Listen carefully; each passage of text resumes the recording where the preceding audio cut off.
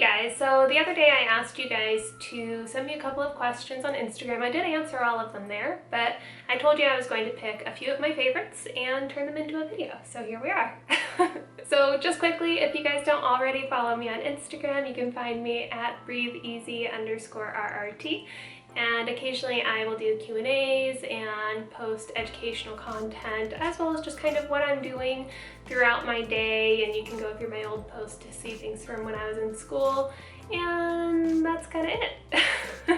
So one of the first questions I got was, what did I struggle with most in school? Time management was very difficult in the sense that you have to miss a lot of time with your friends and family. There are going to be times where there's something amazing you want to go do with friends and family, but you've got an exam and you don't feel ready for it yet.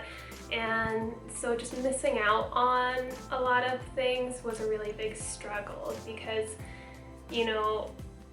it can be difficult to stay motivated when you're not able to do as many things as you enjoyed quite as often as before. But I think the key to that is remembering why you are in this program.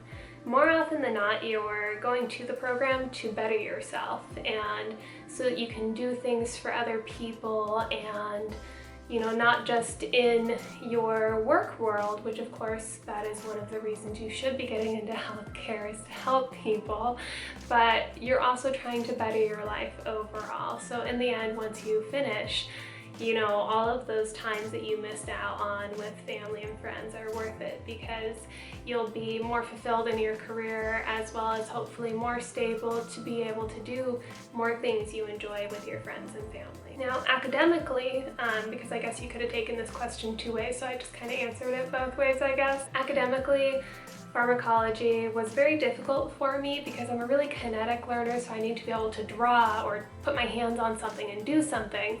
And that's very difficult in pharmacology, so I struggled with that quite a bit. And for me, when I sit there and just try to memorize a concept, I end up spacing out and getting bored. I need to really dive into something. What I ended up doing for pharmacology, unfortunately I had to use flashcards a lot because there were portions of it like dosages and generic and brand names that really are just memorization, unless you're creative and can find a way to incorporate that into something else you're doing.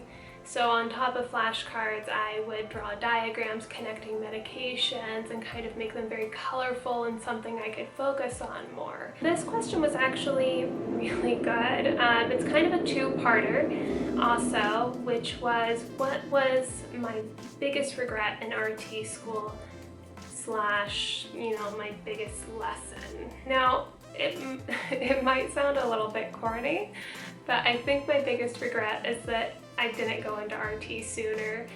Honestly, I was really scared of getting into healthcare initially because I knew I wanted to do something that helped people, but there was also this little part of me that was thinking, man, that's a lot of weight to have on your shoulders. That's someone's life. And I would also think about how emotional it would be to be in that setting and seeing, life and death and sadness and happiness. There's every emotion you can imagine, and I was thinking about all of these things for a long time before I actually made the commitment to go into the program. And I think in the end, though, that's actually what drove me to study as hard as I did and put so much heart into everything, because it is a really big responsibility to be learning about how to care for someone's life, because there are going to be situations where no one knows what to do and someone's going to look at you and say, what should we do?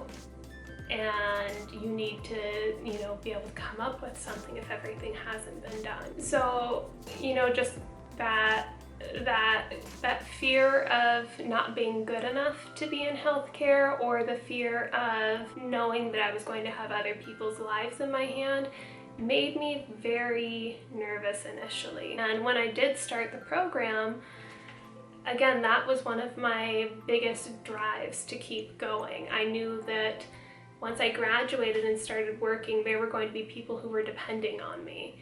And for me, that was enough to make me push myself. And as I got further into the program, I ended up loving respiratory therapy more than I thought I was going to. I knew I liked it and that's what I wanted to do, but the further into the program I got, I know it just sounds really weird and corny, but it really is. The further into the program I got, the more I loved it, and the more that I knew I had made the right decision and this is what I was meant to do. And I think from that, one of the biggest lessons I learned in the program is that you need to believe in yourself and be confident. And if there's something that you want, you need to go for it.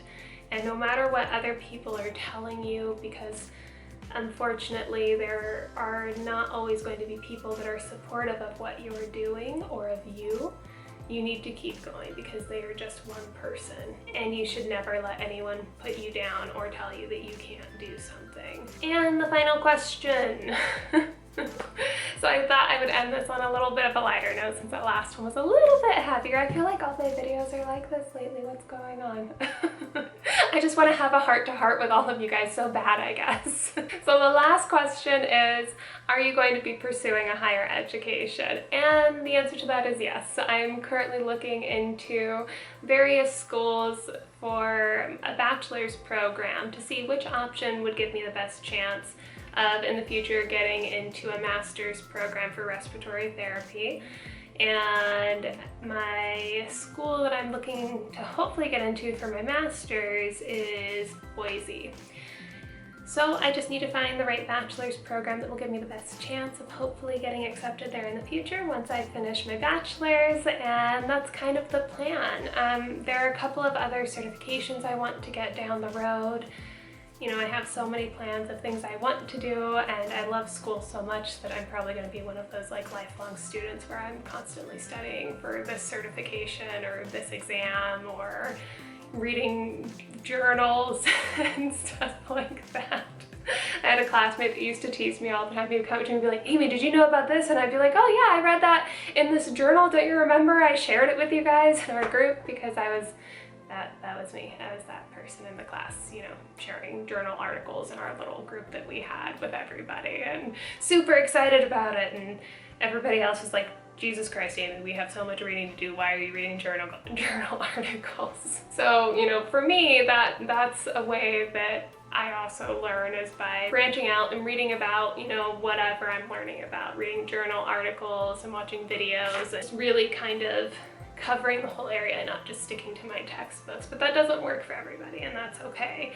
That's just something that works for me, I guess. So again, that goes back to finding your own study methods and the things that work for you. But those are all of the questions I wanted to add to this video. So if you guys have any questions at all, leave them down below in the comments. I'm always more than happy to answer them. Or again, you can follow me on Instagram. That's usually a little bit easier and faster way to get a hold of me. But as always, thanks for watching, and I will see you guys next time. There's a couple of darn it.